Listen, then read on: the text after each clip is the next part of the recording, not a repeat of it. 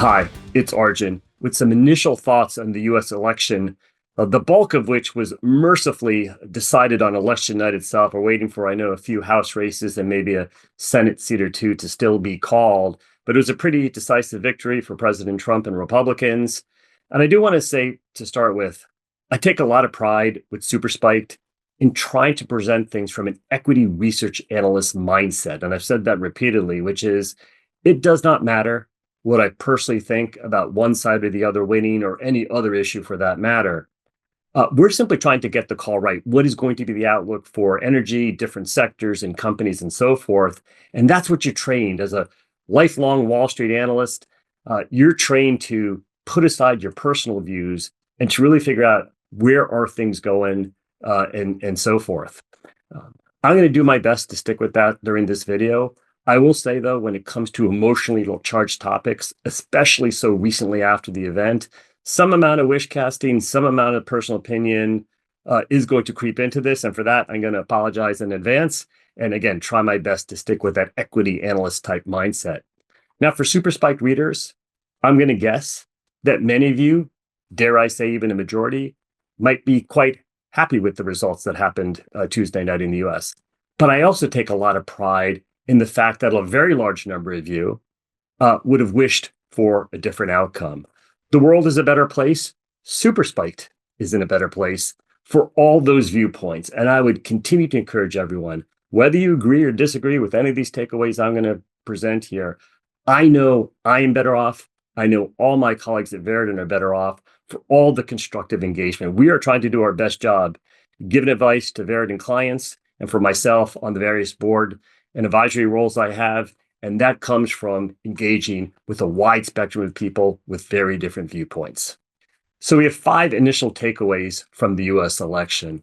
I think the first and perhaps most important is that we are now on track to reprioritize energy as the overwhelming point of discussion and emphasis over climate, or as we have described, the climate-only ideology that I think has characterized a lot of the last 3 years, 3.5 years, and has been a huge issue towards having what I'm going to call sensible, again, personal opinion, sensible energy policies going forward.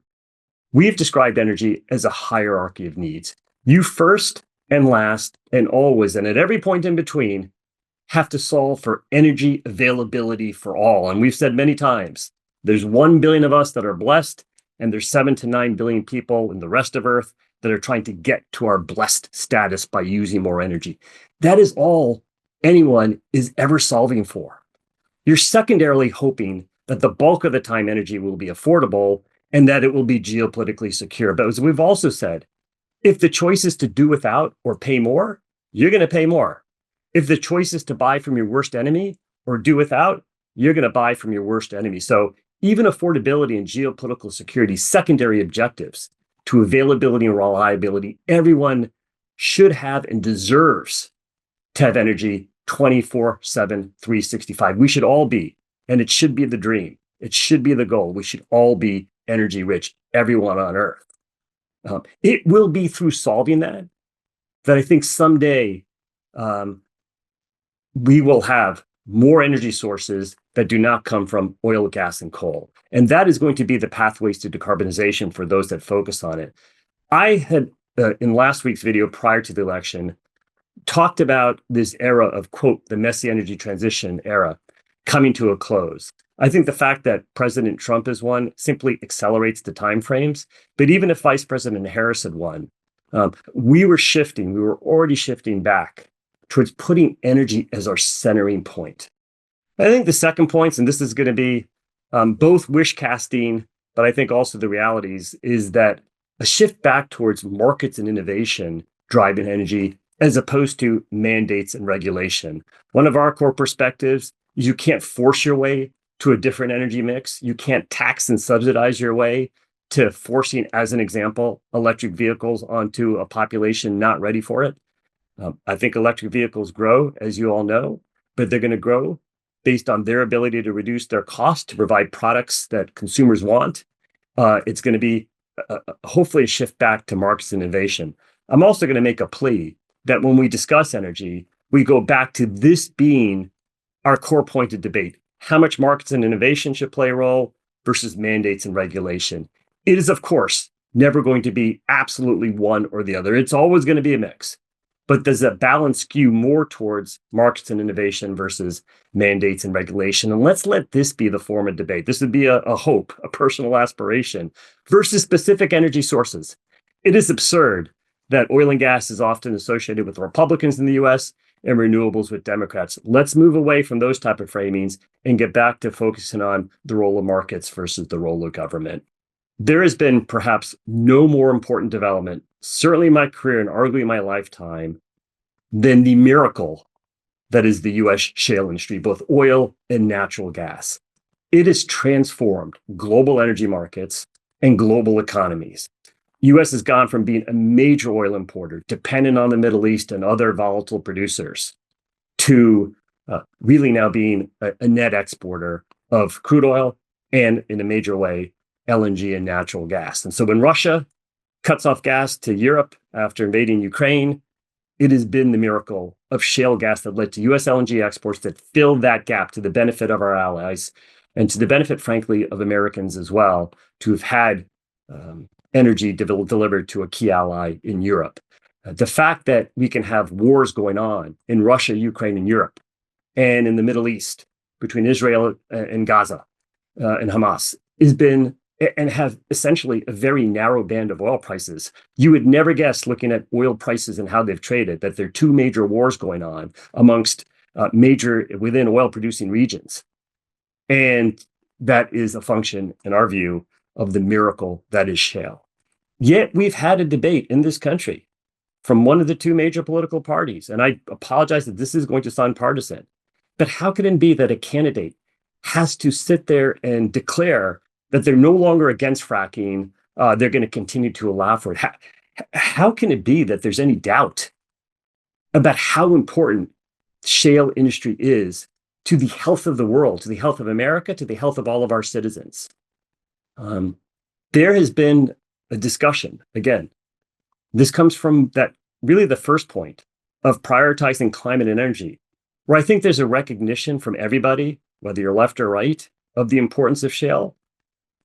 But it has come with the caveat, if you're climate focused, that it's somehow a hard truth, that somehow it's an uncomfortable fact that the US probably should be producing more. And how do we balance, continued shale drilling with climate objectives?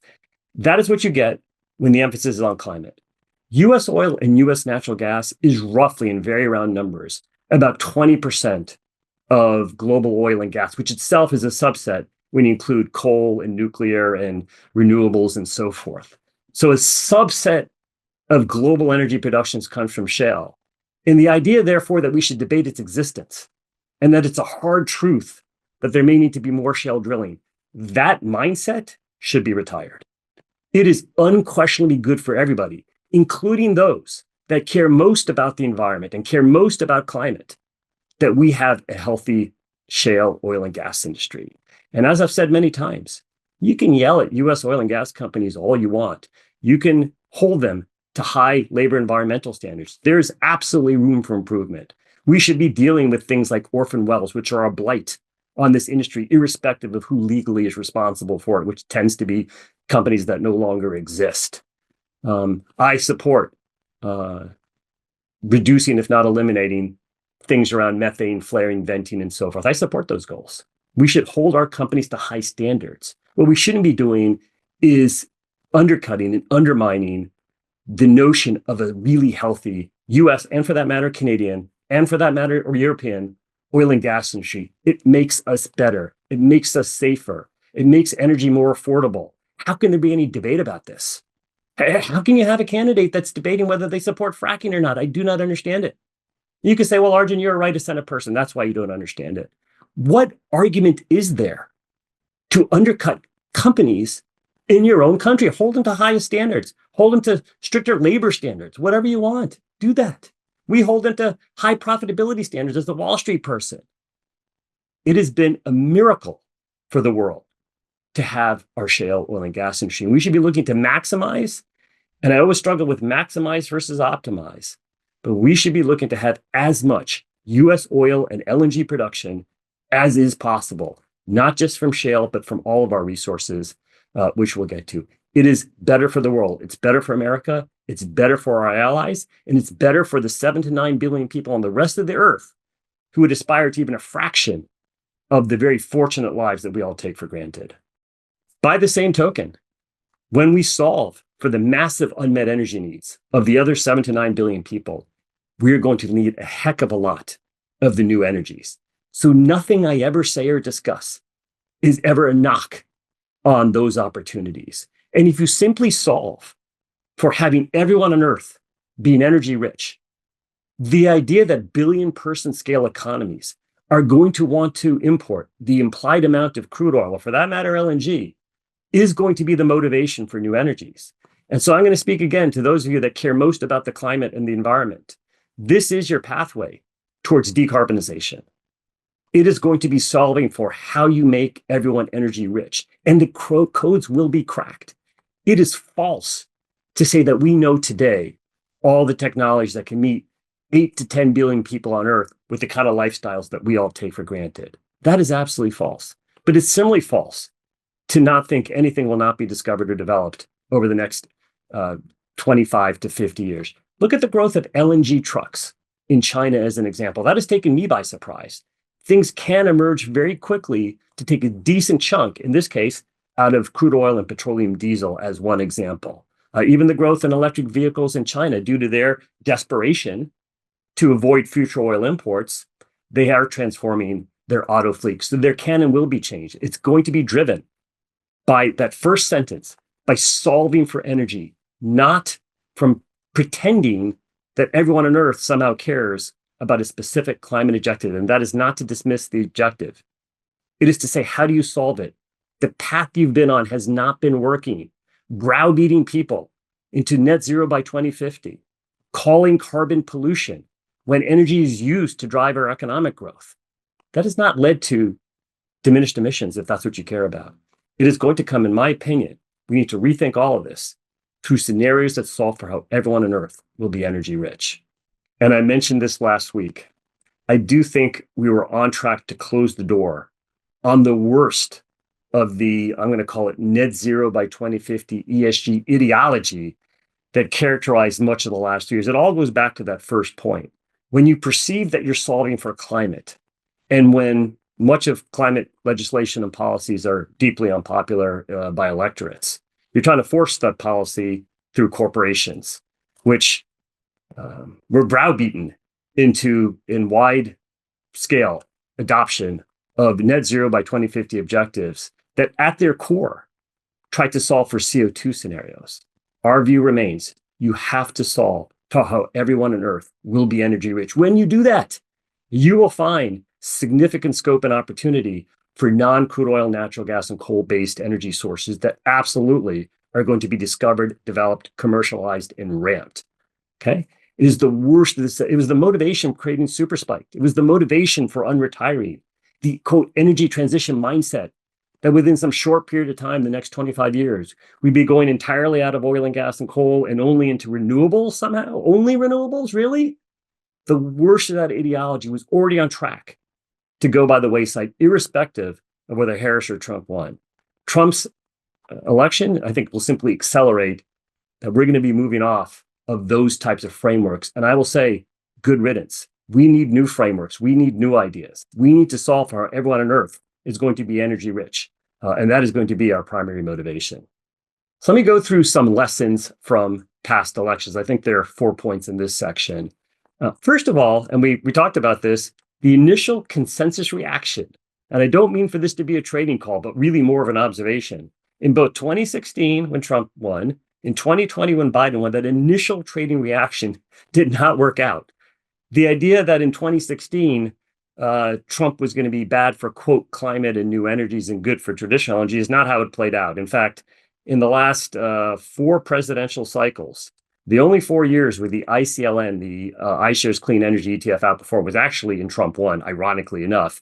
And as we've said many times, coming after the super cycle of the 2000s, the 4 Trump years happened to be 4 of the worst years for oil and gas. And of course, the opposite has been true in this most recent period. Again, don't attribute that so much to who won than these broader macro cycles.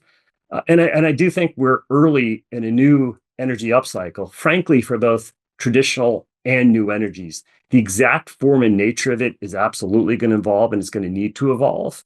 But I do think we have to be humble that what everyone talks about when you have these types of major events like a US presidential election, those initial reactions are often wrong. And I think we do need to be humble to that, is our main point here. It is global macro fundamentals that are going to drive company and sector performance. Who is the US president and what are their policies is just but one of many variables. The outlook for China, what kind of transition is it going as its demographics change, as its historic export-oriented and property market, energy-intensive economy needs to change in some manner? What's the outlook for India? What's the outlook for OPEC countries? How much running room is there? There are a gazillion questions that are sort of irrespective of who is the US president. It is the global macro context that ultimately matters most versus any leader of any one country, even one as important as the US. And of course, for individual companies, the specific outlook for growth and profitability is what matters. Subsidies can come and go, tax breaks can come and go, policies can come and go, but you will always see generally a wide divergence in performance within sectors. Look at the outperformance as an example of Tesla in electric vehicles versus traditional OEMs like Ford and GM, which are struggling. It's not a close call there. Who has done better? Whatever you think of Tesla or those other companies. Same thing in the oil and gas business. There's a wide divergence in performance between Permian leaders and laggards, or shale leaders and laggards, or diversified versus non-diversified companies. It is the company's outlook for growth and profitability that is going to drive performance, not necessarily any specific policy or other consideration. And I think lastly, we'll just say that the business is always changing. This overarching objective of sort of quote energy transition, that sort of, I'm going to call it failed mindset of the last 3 years, I think that's going away. We are not on track to transition out of oil, gas, and coal only into renewables. It was always absurd, and the absurdity has been revealed. I do think everyone understands that now. But that doesn't mean things aren't always changing. We highlighted in the past the shift from the Asia Tigers in Japan to China, 98 to 2004. We're, I think, almost certainly going through another kind of transition now, away from China being the dominant driver to we'll see what comes next. We are absolutely growing some of the new energy technology. Things are always changing, and it's in often surprising and unexpected ways, and we are always mindful of that. Our critique of energy transition ideology should not be confused with some denial of the fact that the business is always changing, and we want to stay ahead of that. So the final slide I wanted to talk about is what to watch for during year one of Trump. I think the first thing we're looking forward to is the end of this LNG permit pause. This is an area I've been specifically very critical of. I think it is one of the worst energy decisions the Biden administration has made. And it's been made, I assume, as a sop to their climate or environmental wing of their party. I don't understand how it's not obviously a great thing that we have had massive LNG growth in this country to the benefit of not just Americans that work in this industry, but to consumers and our allies around the world, most notably Europe. Most of our allies, as the best as I can understand it, have not been in favor of the LNG pause. And you can make the argument there are already a heck of a lot of LNG projects that are either on the drawing boards or that have permits. And there could be an oversupply of LNG. That's possible. It cannot be the government or a small subset of elites who think they know best how many projects should be done. It's inevitable that the oil and gas industry overbills when it gets too enthusiastic. That's the normal cycle. And is that normal cycle that leads to energy abundance and leads to affordability and actually reduces the profits, ironically enough, of oil and gas companies. Let them overbuild. It is not up to elite politicians or a minority of people to determine the correct supply-demand balance. And dare I say that when you look at the massive energy growth needs of the rest of the world, I do think we're at risk at some point of some amount of LNG oversupply. If this permit pause goes away, I'm still going to say that is a great thing. If the objective is to ensure that everyone on Earth is energy rich, it should be LNG that comes from America. And by the way, ideally also Canada. It is a better thing. It'll be environmentally, hold it to strict environmental standards, put in the methane regulations. I'm fine with that. Ensure that it's as low carbon intensity as it can be, and that it's with proper labor standards. Do all that. But how can you not want it to come from our country? And I think getting rid of this pause day one is going to be a great thing. A lot of talk about regulatory burdens easing. I think the devil will be in the details. But I think let's just look at the example of where IRA funds have gone to. I think they've disproportionately gone to, quote, red states, Republicans. And why is that? Is it because it's easier to do business in those places? And I think there's a lot to be learned about how you motivate both traditional oil and gas, but also, and as importantly, new energies through easing the regulatory burden. That's a generic term for a big topic. I think it's one of the things we're most hopeful of in the first year of the Trump administration.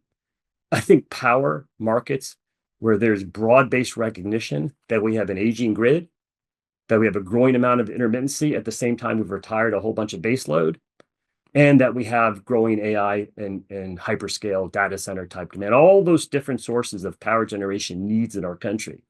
The idea that it should only be from renewables has always been preposterous. It is obviously not dispatchable. You clearly need baseload. How's this even a debate? And storage might be some of that, but by all accounts, that's pretty expensive. It is going to be nuclear. It is going to be natural gas. It could be enhanced geothermal. That's a new technology that is interesting that we'll be studying. But it is going to be all of the above power generation growth. And some of this opportunity to do this is going to fall into that previous line of what kind of regulatory burden easing are we going to come to? But I think we should all feel good. So when you have like the IEA goal that we need to triple renewables by 2030, that's great. If that means more power for the rest of the world, that's awesome. But it also has to come with at least a tripling, and maybe it'd be a quintupling or a 10x, I'm not sure of the math exactly, of baseload generation. Nuclear, natural gas, perhaps enhanced geothermal, and some amount of storage.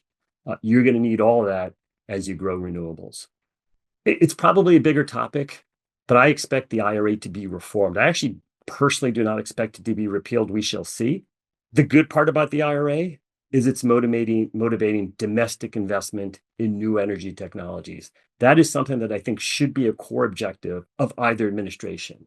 In the same way that I'm very passionate about maximizing long-term US oil and gas growth, I similarly think there needs to be as much emphasis on maximizing our opportunity to be future leaders in new energies. What I do not like about the IRA is the mandates and subsidies and government chosen technologies. There's no chance that actually makes any sense. I think hydrogen's a great example. How do you reform the IRA so you keep the motivation to invest domestically, but you rely more on technology neutral incentives and markets and so forth? And what is the role for government in that? I think we can debate. There's going to be some role. I would like to see this topic get more attention in terms of how you reform it to ensure that we have the very reasonable objective of being dominant, because we know in meeting the energy needs of the other 7 to 9 billion people on Earth, they're not going to just want crude oil. They're not going to just want LNG. They may just want their own domestic coal. That's a big question for environmentalists. But I think they're going to want a whole bunch of these new energy technologies, and we absolutely should be leaders of it in America. And I think a final point, and I know this flies under the radar, but shale oil, as miraculous as it has been, the idea that we are going to remain a dominant supplier into perpetuity only from a handful of counties in Texas and New Mexico and Montana and so forth, North Dakota, excuse me. We've had some unfortunate federal roadblocks put in by this current administration on Gulf of Mexico lease sales and the ability to fully develop opportunities in Alaska, things like the NPRA, the National Petroleum Reserve of Alaska, if I have the name correct, and ensuring that more US oil and gas companies have opportunities to access all of our oil and gas resources, I think should be one of the key focuses of the Trump 2 administration into ensuring that we can protect this, irrespective of any future election outcomes. We're going to need it all. It is good for, again, we're 20% in round numbers of global oil and gas supply. It cannot make sense to want to cede the future production of oil and gas to other countries that may or may not be our friends. It should be done here in America. And again, put in as strict of environmental labor standards as seems reasonable to ensure we can develop it. So I'd like to end this video on a personal note. I want to talk about the most enjoyable crushing Yankees loss of my lifetime. And I do think I'm going to unite Super Spike subscribers on this point, and that is, believe it or not, I do think there's an overwhelming consensus that most of you do not like the Yankees and are actually happy that they lost the World Series. I'm going to say that, listen, I had a great upbringing. My parents, I think especially my dad, tends to watch all these videos. Great job, mom and dad. Maybe we'll do a different on a personal note, giving some positive and constructive feedback for on parenting and their parenting. They did a great job overall. When one of the worst memories of my childhood is that I'm a Cowboys fan too. Good news there for all of you. That Dwight Evans had that catch to give the Cowboys a loss and go to the Super Bowls. When I think about the ALCS that the Yankees lost to the Royals in 1980, when I think about Thurman Munson passing away, I mean, these are some of the more challenged memories I have as a child, which is definitely a sign of having had a very lucky childhood. We grew up, my father's a scientist. He became a university dean later on in life. We grew up middle class, probably upper middle class by the end of it. But I had a really great childhood. And this picture here comes from 1995 when the Yankees made it back to the playoffs for the first time since 1981. That was a 14-year drought, painful as a Yankees fan. And they won the first two games. This was the first wild card round, I think, ever. They won the first two games at home, played three on the road at that awful Seattle Kingdome. And Edgar Martinez and Ken Griffey, absolute Yankee killers. And of course, what this picture is of really, again, one of the most worst memories, and this is again just immediately post college, so not quite a child. And it's Edgar hitting, I think it was a double down the line, and Ken Griffey circling the bases from first base and scoring on a hit to left field, by the way. And this is him scoring. It was devastating. And I fast forward to game one, where we were watching. It was family weekend at my youngest daughter. She's a freshman in college at her school, and we were watching it at a bar. My wife was there. My college daughter was there, but my son had flown out from his school in Scotland. He had a week off. And my oldest, who graduated and works in New York, she flew out as well. We had all five of us at this college bar watching game one. And Nestor Cortez, we hadn't pitched in a month because he was on the injured list, but Boone thought it was a good idea to bring him in. Another topic, another video. When he got Shohei Ohtani, one of the best hitters in baseball, perhaps the best hitter, to pop out, great catch by Verdugo. And we have two outs. Runners on second, third. They walk Mookie Betts. When Freddie Freeman, and we were at a bar where the sound was off, all you saw was Freddie Freeman raise his bat. And it's kind of devastating loss that if I was 30 years younger, 40 years younger, would have put me in the state of depression that Ken Griffey and the Royals lost and all those things did. But I have to say, and sorry to be hokey about it, the opportunity to watch an entire Yankees game at a college bar with my wife and my three children is a memory I will never forget. And as devastating as that loss is as a Yankees fan, it is trumped by the fact that my family was there. And as a father, they're healthy, they're safe, we were all there together, and we will never forget this family weekend. It ended in a bad outcome for the Yankees, but I got to spend it with my wife and children, which I would not trade for anything. So anyway, that's it. Hope everyone's doing well. Take care.